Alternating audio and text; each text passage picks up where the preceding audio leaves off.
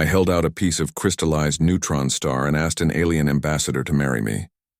Her response wasn't just yes or no. It was a condition that would redefine both our species forever. Promise me you won't ask me to be human, she said, and I won't ask you to be Xerion. This is what happens when love becomes interstellar diplomacy.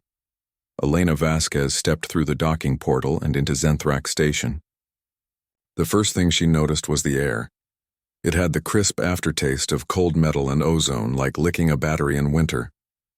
Her boots made no sound on the floor, which flexed slightly under her weight like living tissue. Overhead crystal spires curved in shapes that shouldn't hold together, twisting through open vacuum as if no one had told them about structural integrity. Light didn't just illuminate the station, it behaved. Rainbows shimmered across stray asteroid fragments drifting just beyond the transparent sections, painting shifting patterns that felt deliberate, almost conversational. Human engineers build to force compliance from the universe. Xerion architects, she realized, just ask nicely and space complies.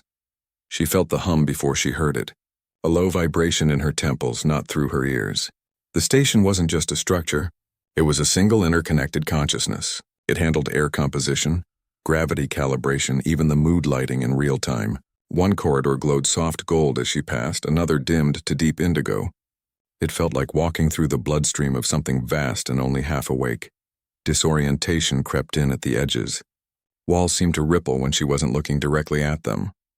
Doorways melted open without hinges or sound. Once, a section of floor dissolved beneath her and reformed 3 feet to the left, gently redirecting her path. She didn't stumble. The station wouldn't let her. This was the neutral ground where two civilizations would either find common purpose or fracture for good. Every surface hummed with restrained energy. You got the sense the whole place was holding its breath. Human stations smell like recycled air and sanitizer. This one smelled like rain on stone and something electrical, like a storm about to break. Elena kept her hands loose at her sides, resisting the urge to touch the walls. She had the distinct feeling they might touch back. In the main concourse, a crystalline tree grew up through the deck and out through the ceiling, its branches holding globes of fluid that pulsed with soft light. She watched one drift free and float toward her. It hovered at eye level, shimmering. The light inside shifted from blue to warm amber. A greeting or a test? She nodded slowly. The orb drifted back to its branch. You don't build on Zenthrak. You coexist with it. The station isn't a setting, it's a participant. It listens. It adjusts. It remembers. Elena reached the appointed meeting chamber. The door wasn't a door. It was an arch of woven light. She paused, glanced back the way she'd come. The corridor had rearranged itself. No turning back now. She stepped through. The light felt like walking through a spiderweb made of cool silk. This station wasn't just a marvel of engineering. It was a promise. A preview of what might be possible if two species stopped negotiating and started integrating. The walls weren't just walls. They were the first draft of a new language. The negotiation chamber was a perfect sphere of transparent aluminum, floating in the center of a larger observation ring. Dozens of species watched from the outer circle, their forms silhouetted against the star field. Human diplomats stood on one side of the interior sphere, their postures straight, uniforms crisp. Across from them, the Xerion delegation moved with a fluid grace that made them seem half-liquid. The air smelled like ozone and tension. Ambassador Rora led the Xerion side. She didn't stand so much as flow into position, her silver robes shifting like mercury. The human head of delegation opened with the standard Galactic Peace Accords preamble. He spoke of peaceful expansion, shared resources, mutual benefit. His words were polished, rehearsed, and utterly unconvincing to anyone who'd read the classified briefs. Rora waited. Her response came not as a rebuttal, but as a quiet observation. The river that claims to flow peacefully still drowns the valley. She didn't raise her voice. She didn't need to. The words hung in the chamber, cutting through the diplomatic veneer. Human negotiators brought up the Kepler station incident. Standard procedure. They framed it as a misunderstanding, an unfortunate first contact scenario. The Xerians didn't bother with denials. They simply noted that humans had built a mining operation around a sacred burial ring. Two different stories using the same facts as weapons. Then came the Tuesday temporal loop. Someone from Earth delegation made a joke about it. At least we got the paperwork done twice. A few nervous laughs. The Xerions didn't smile. Their culture measured time in overlapping cycles, not linear days. The joke meant nothing to them except as evidence of human irreverence. You could see the communication breakdown happening in real time. Humans spoke in bullet points. Xerions spoke in patterns. Human sentences had clear endpoints. Xerion speech flowed like music, with phrases echoing and returning. When a human diplomat said security concerns, he meant military readiness. When Rora said guardianship, she meant something closer to religious devotion. Elena watched from her position slightly behind the main delegation. She saw how the human team kept glancing at their data slates, checking predefined negotiation parameters. The Xerions never consulted devices. They occasionally touched the transparent floor with their fingertips as if reading vibrations from the station itself. The discussion turned to ancient ruins in the Cygnus sector. Human archaeologists wanted access for study. Xerion historians spoke of containment, preservation, the danger of disturbing things not fully understood. Same artifacts, completely different frameworks. Humans saw knowledge to be gained. Xerions saw responsibility to be maintained. Rora caught Elena's eye during a particularly tense exchange about boundary markers. No smile. Just a slight tilting of her head that might have been curiosity or disapproval. The station lights flickered almost imperceptibly. Elena realized the chamber itself was reacting to the emotional temperature in the room. By the third hour, it became clear neither side was convincing the other. They were simply performing for their respective audiences, establishing positions, testing boundaries. The real negotiation wouldn't happen in this sphere. It would happen in the quiet moments afterward, in private meetings and chance encounters. The session ended with a formal agreement to continue discussions. Standard diplomatic language, empty phrases about mutual understanding and forward progress. Everyone stood. The sphere began rotating slowly, breaking the face-to-face confrontation into a slow swirl of shifting perspectives. Delegates from both sides avoided looking at each other as they exited. Elena lingered as the chamber cleared. She placed her hand against the transparent wall. It felt warm, almost alive. She wondered if the station remembered every argument, every failed negotiation, every moment of misunderstanding stored in its crystal matrix. History wasn't just in the records. It was in the walls. Elena walked the curved corridor after the negotiations, her mind replaying every misstep and misunderstanding. The wall ahead of her shifted from pale blue to a soft lavender. She hadn't spoken, hadn't touched anything. The color deepened toward violet as her frustration grew. She stopped walking. The color stabilized. She found Rora in a small observation alcove where the stars burned cold and clear through the transparent hull. "The station reads moods," Elena said. It wasn't a question. Rora didn't look away from the starfield. "It reads thought. Mood is just the surface texture." Her fingers traced a pattern on the wall. The material rippled under her touch like water. "Your people build machines to process information. We grew networks that process consciousness." Elena leaned against the wall. It warmed to match her body temperature. "So it's a giant telepathic telephone?" Rora's mouth quirked. "If your telephone could rewrite local physics to match your emotional needs." She placed her palm flat against the surface. The alcove filled with soft golden light. The station doesn't just hear thoughts. It responds to them. The walls, the atmosphere, even the artificial gravity, all modulated by collective consciousness. The hum Elena had felt since arriving intensified. She realized it wasn't sound in her ears, but vibration in her bones. The station wasn't humming, they were. Every being aboard contributed to that background resonance. Their thoughts, their fears, their quiet moments, all feeding into the living architecture. She watched as a section of wall opposite them began forming crystalline patterns. Geometric shapes bloomed and dissolved like ice crystals on glass. "It decorates itself," Rora said. "The patterns reflect the dominant emotional tones in this section. Right now it's reading our conversation." The beauty of it hit Elena first. These intricate designs emerging from nothing, containing mathematical elegance that hurt to look at directly. Then the unease settled in. This wasn't technology as humanity understood it. Human tech stayed where you put it, did what you told it. This stuff participated. If the station could read thoughts to adjust lighting, what else could it do? What happened when someone aboard felt rage or grief or desire? Rora seemed to follow her thinking. The networks are ancient, older than your species. We didn't build them. We learned to listen to them. She gestured at the stars beyond the hull. The universe is already connected. We just found the frequency. The implications rolled through Elena's mind. Communication wasn't about words anymore. It was about shared mental space. Understanding wasn't analytical, it was experiential. You didn't convince someone with facts. You had to let them feel your perspective. She looked at the patterns still forming on the wall. They'd shifted from geometric precision to something more organic, flowing like liquid music. It's changing, she said. You're relaxing, Rora said. Your suspicion is fading. The station responds. Elena touched the wall. The material yielded slightly, like firm gelatin. She could feel the faint vibration of the network through her fingertips. This changed everything. Diplomacy wasn't about negotiation tables and drafted agreements.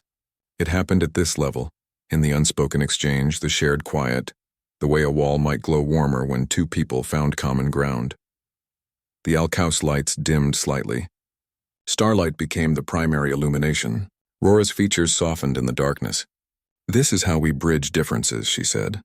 Not by arguing points. By sharing states, Elena watched the stars. She wondered if the station could feel her curiosity, her apprehension, her dawning realization that human consciousness might be just one channel on a vast spectrum. The wall beside her hummed a little louder, as if in agreement.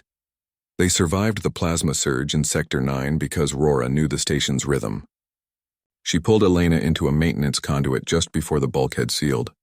The emergency lights cast everything in red. Emergency systems hissed. Rora's breathing stayed even. The station protects those who listen, she said.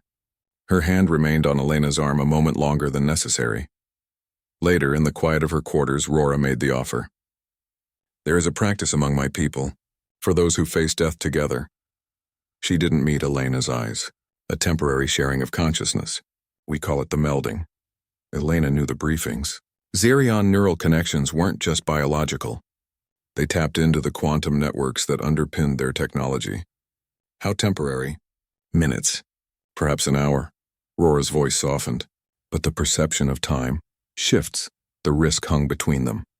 Human and Xerion minds evolved along different paths.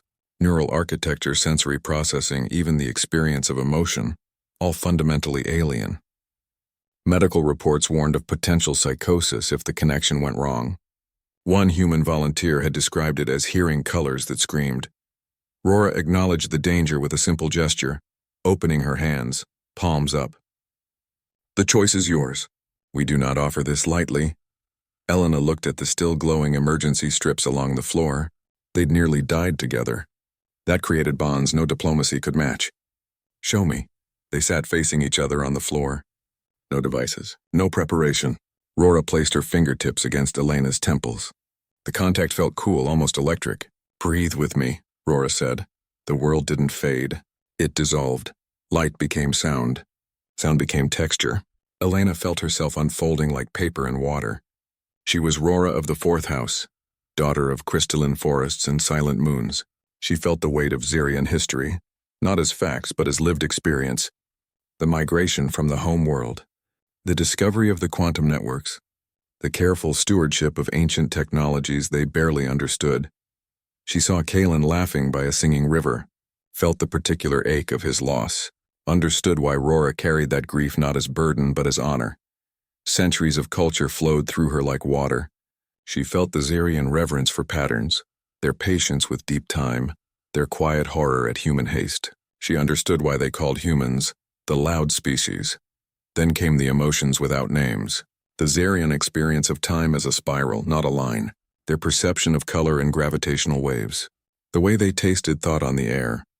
Elena felt Rora experiencing her in return. The chaotic beauty of human emotion. The stubborn hope. The way humans loved in fragments and contradictions. The sheer noise of a mind that never stopped questioning. They weren't just sharing memories. They were sharing being. For those minutes, they were one consciousness in two bodies. When the connection broke, it felt like losing a limb. Elena gasped. The room snapped back into focus. Her hands shook. Rora's eyes held tears. You see now? They sat in silence for a long time. The emergency lights had faded to soft amber. Everything felt different. The air smelled richer. Sounds carried more texture. Diplomacy became irrelevant. They'd moved beyond negotiation into something deeper. This wasn't about treaties or agreements. It was about two people who had truly seen each other for the first time. Elena reached out. Their fingers touched. No spark this time, just warmth, just recognition. The station hummed around them, approving. They walked through the gardens where plants hummed in harmonic clusters. Rora touched a leaf that chimed like glass. "Kaylin designed this section," she said. Her voice didn't change, but the plants nearby softened their song. He was lead quantum engineer on the Vega Cascade project. Not a diplomat, not a hero by profession, just someone good with numbers and stable states. When the cascade began, evacuation orders went out. Standard procedure: save the project team first, then civilians if possible. Kaylin recalculated the cascade progression while others ran. He found 47 seconds no one else had accounted for. Just under a minute, enough time to redirect 3 civilian transports through an unstable jump corridor. Not enough time for his own escape. He stayed at the control hub, sent the revised coordinates, watched the transports blink into safety. The station's final transmission showed him recalibrating the containment field one last time, trying to minimize the blast radius. Then static. 40,000 people lived because he chose to stay. The official report called it Anomaly Containment Protocol. Everyone knew better. Rora's bond with him hadn't severed at his death. Xerion bonds don't work that way. She carried his memory not as grief but as ongoing connection. The plants in this garden still responded to his design parameters. The light filters still used his algorithms. Elena listened. She didn't offer sympathy. She asked about his work, about the particular way he laughed, about why he planted singing flora when everyone said it was impractical. They sat by a pool where water flowed upward in precise spirals. Rora showed her Kaylin's final calculations. The numbers had an elegant simplicity. No wasted motion. No extra variables. He would have enjoyed these negotiations, Rora said. The human tendency toward unnecessary complexity amused him. Elena understood then. This wasn't about mourning. It was about continuity. Kaylin's legacy wasn't just the lives saved. It was the perspective he brought. The engineer's eye for elegant solutions amid chaos. The garden around them seemed to listen. Plants adjusted their harmonies. Light patterns shifted on the water. The station remembered him too. His modifications to the environmental system still ran in the background. Little fingerprints everywhere. Rora picked a fruit from a vine. It chimed when she broke the stem. He believed two species could merge better solutions than either could alone. Not compromise, synthesis. Elena watched the upward-flowing water. Human stations had memorial plaques. Xerions had living systems that continued your work. Both mourned. Both honored. Just differently. She realized Rora's toughness in negotiations came from this. From knowing what real sacrifice looked like. From understanding that some choices cost everything, and still worth making. The singing plants shifted to a lower register. Dusk simulation cycle, Rora explained. Kaylin designed it to ease transition times for mixed-species crews. Little thoughtful touches everywhere. They walked back through the garden. Elena didn't try to fill the silence. The plants sang for both of them. Their footsteps made no sound on the path. At the garden's edge, Rora stopped. "He would have liked you," she said. "You asked the right kind of questions." The lights along the path brightened slightly. Not on any timer, just the station responding to the moment. The joint council chamber smelled like ozone and anxiety. 12 representatives from each species sat around a table that wasn't solid matter, so much as contained energy. Elena noticed her water glass had developed a faint shimmer. Rora's fingertips left tiny light trails when she moved them. The lead Xerion scientist delivered the findings without inflection. "Your neural patterns have achieved spontaneous quantum entanglement." He might have been reading inventory reports. "The connection occurred during your conscious melding ritual. It is irreversible." Elena's human liaison translated bureaucracy into plain speech. "Your life forces are synchronized. Not metaphorically, physically." He tapped his datapad. "Extreme emotional distress in one of you will cause measurable physiological effects in the other. Cardiac events, neural shock, immune response."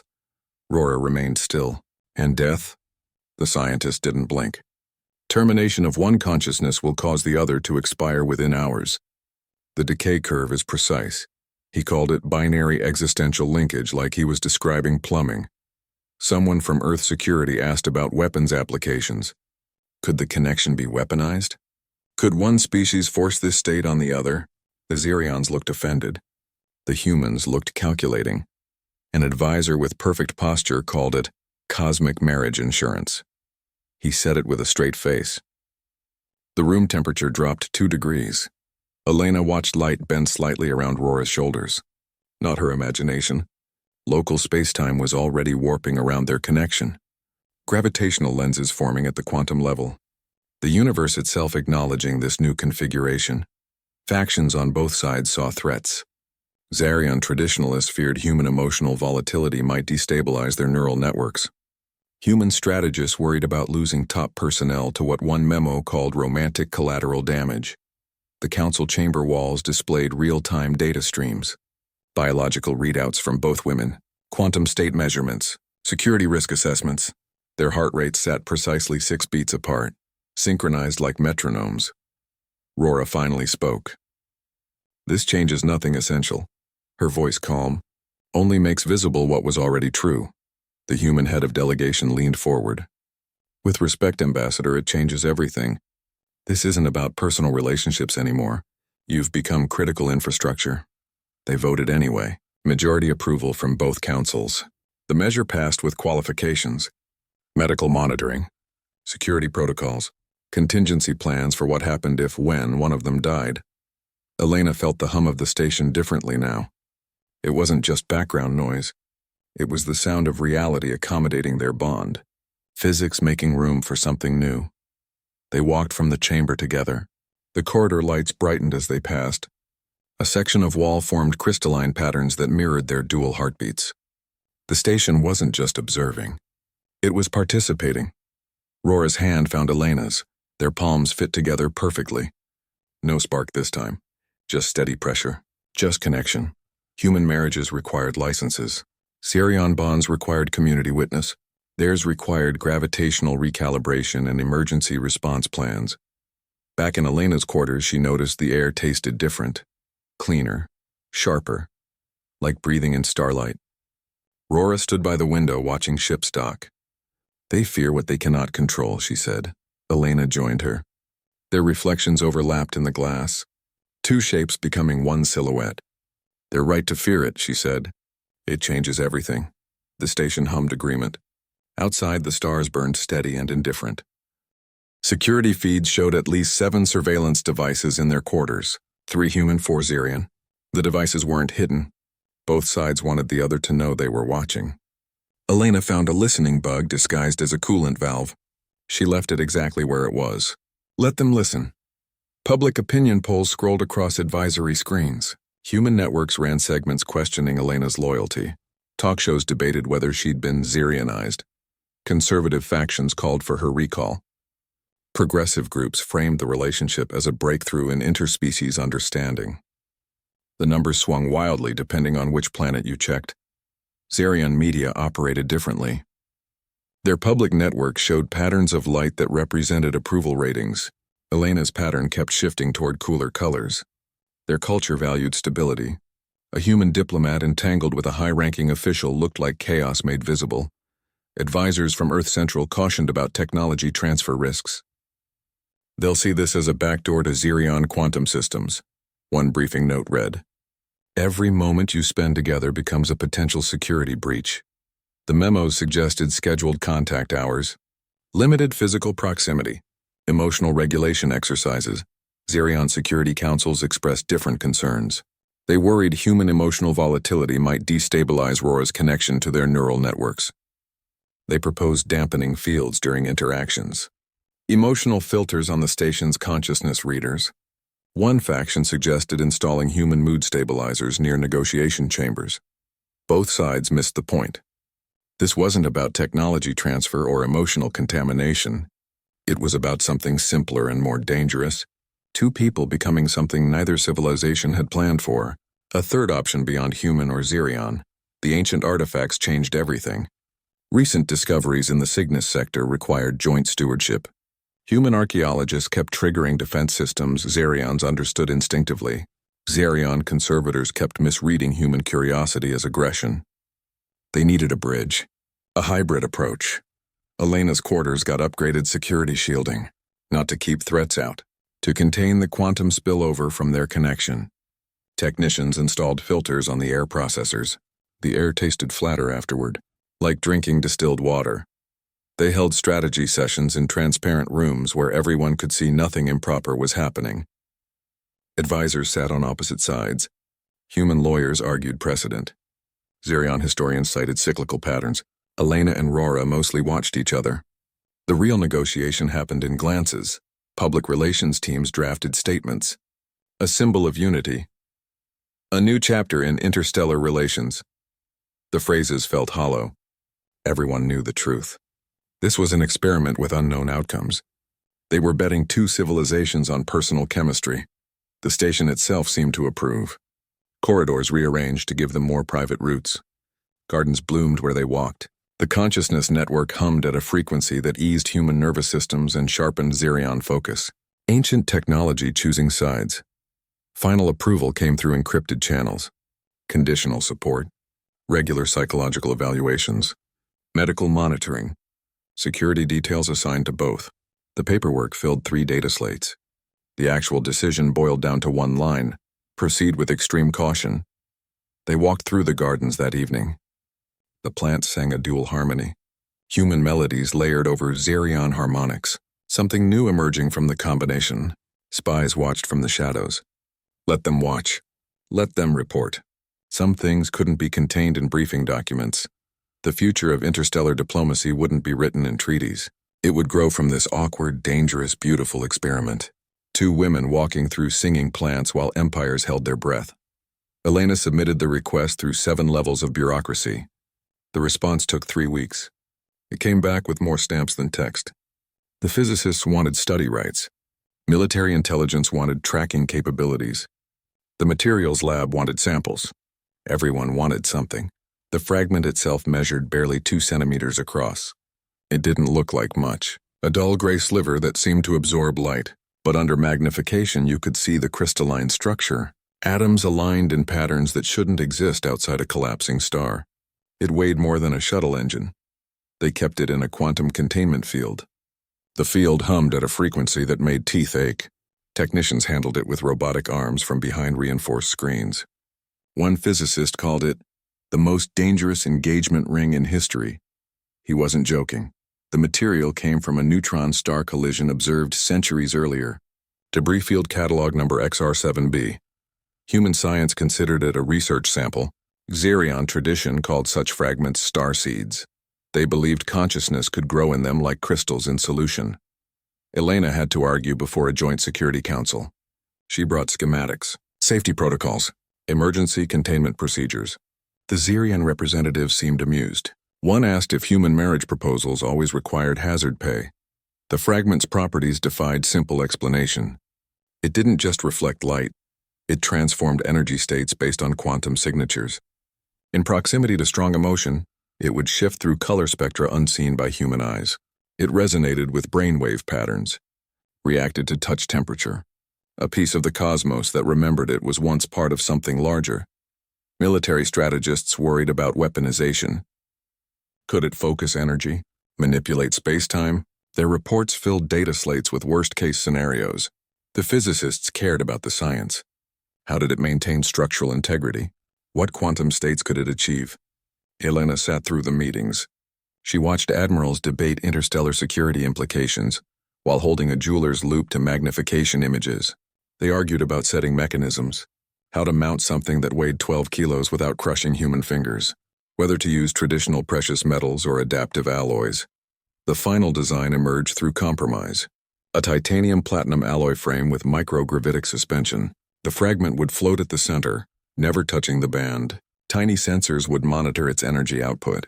Emergency protocols included self-contained damping fields and a distress beacon. It arrived in a case that required retinal and genetic scans to open. The interior glowed with soft blue light.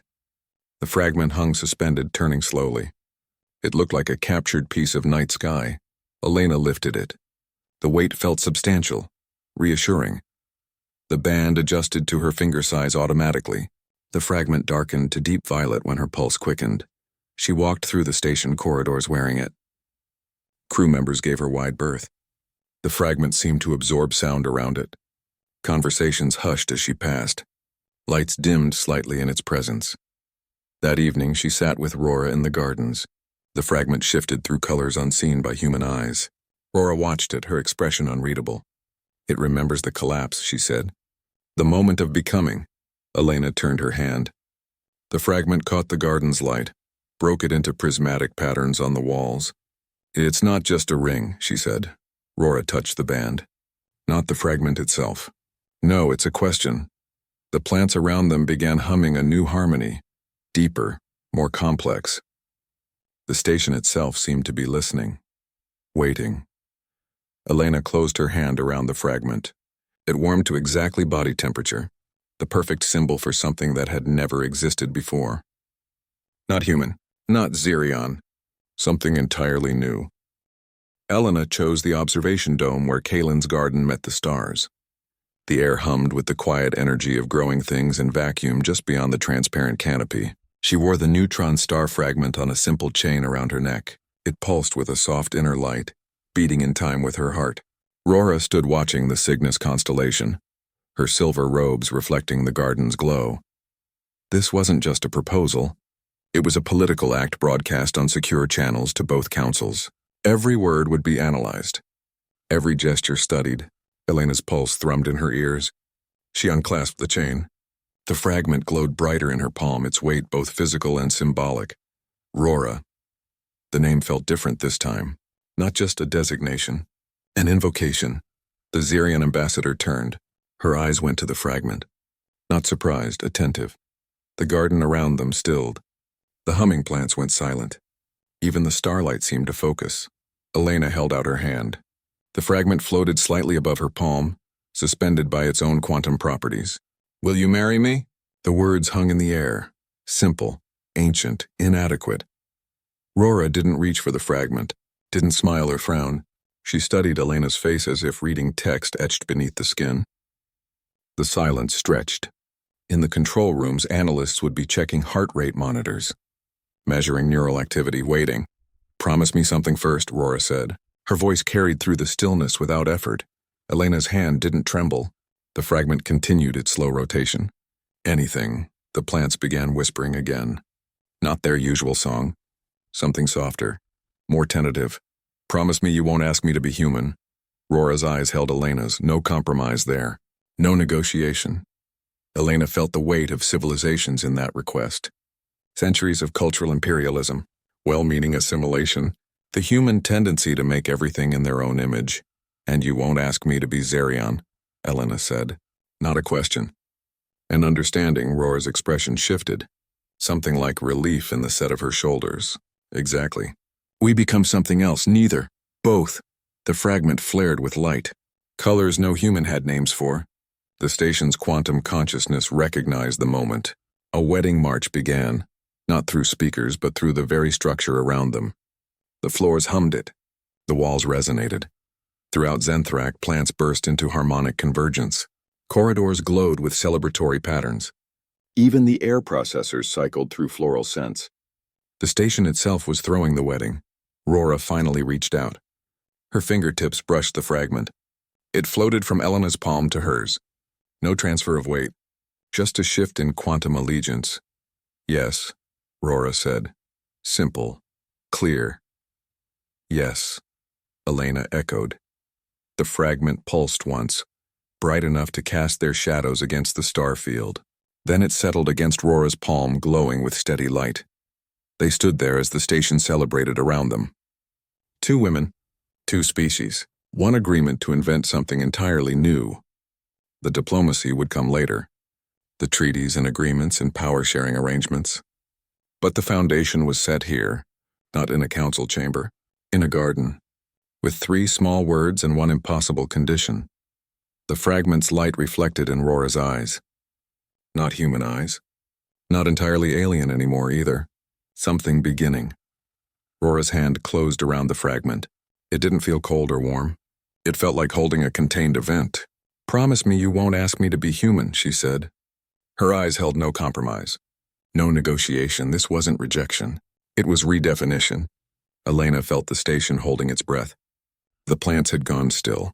Even the starlight seemed to pause. "And I won't ask you to be Xerion," Rora finished. The words settled into the air like stones in water. Simple, clear, revolutionary. They weren't just agreeing to marry. They were inventing a new category. Something the universe hadn't seen before. Not integration. Not assimilation. Co-creation.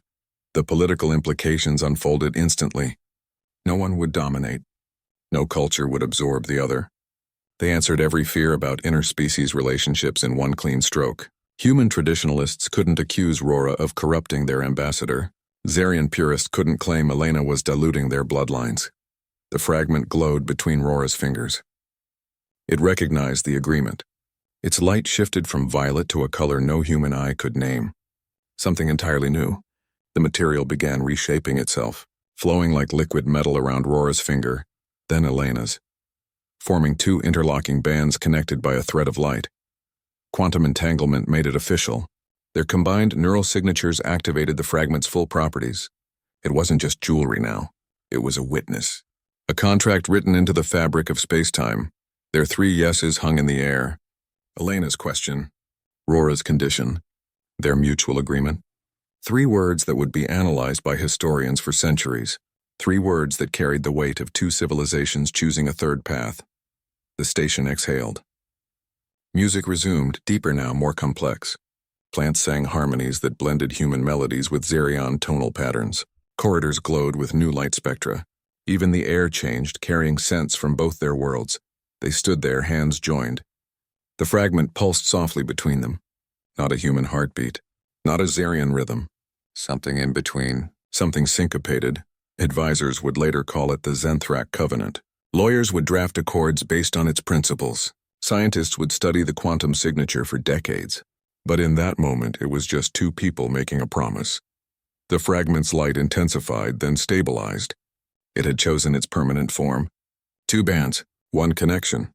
No primary, no secondary, equal, Rora smiled. Not a human smile. Not entirely Xerion either. Something new. Something they'd have to invent language for later. Elena felt the hum of the station through the floor. It approved. The ancient networks recognized this new pattern. Another thread woven into the tapestry. They walked from the garden together. The fragment glowed steadily on their joined hands. Not a symbol of possession. A badge of mutual creation. The first of its kind. Probably not the last. The corridor ahead reshaped itself. Walls curved into arches. Lights brightened. The station was already making room for whatever came next.